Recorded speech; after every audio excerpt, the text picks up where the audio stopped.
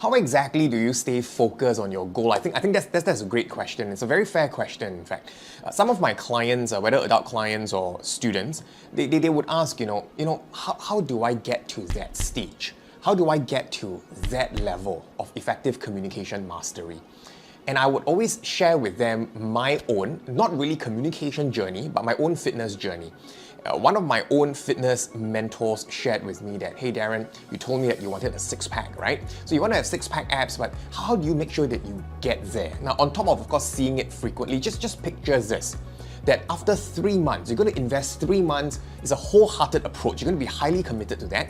Invest 3 months into that and keep picturing yourself. At the end of that 3 months, you're going to upload an IG photo and a Facebook profile picture of you with that six-pack abs. Yeah, just think of that. Just try and as vividly as possible create that image in your mind. How is that going to be? How are you going to feel when that particular image is up? And then how your friends are going to respond and react.